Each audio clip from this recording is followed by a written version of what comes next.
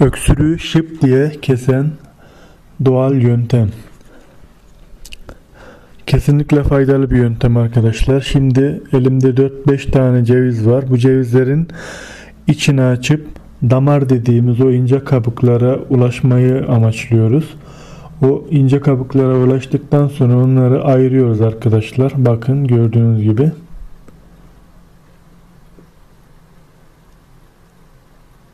Cevizin yiyemediğimiz bu sert kabuğunun haricindeki ince damar dediğimiz kısımları ayırıyoruz.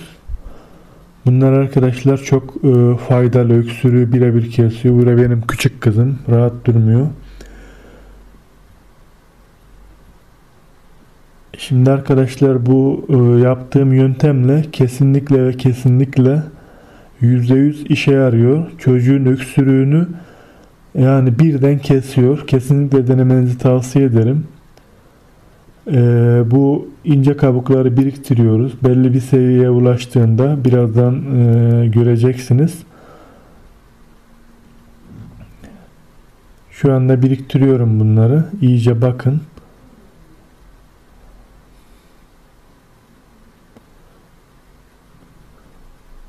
Bunları biriktiriyoruz arkadaşlar.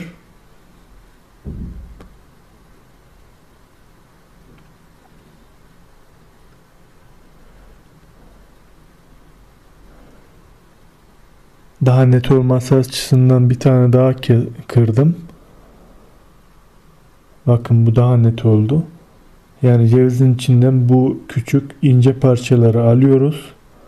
Belli bir miktar olunca cezvemize koyuyoruz arkadaşlar bunları. Şimdi cezvemize koyacağız bunları. Evet, cezvemize koyduk ve buna bir su bardağı su ekliyoruz arkadaşlar. Tam bir bardak. Suyumu ekliyorum.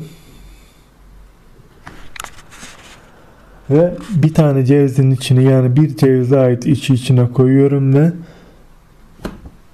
altını yakıyorum arkadaşlar.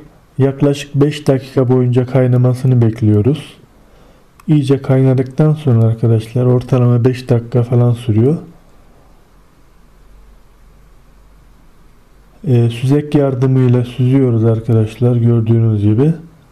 Bu şekilde bunu eğer çocuğunuz içmezse içine şeker katıp içirebilirsiniz. Normalde bunu soğutup, yani soğuk şekilde içtiği zaman öksürüğünü şıp diye kesiyor arkadaşlar.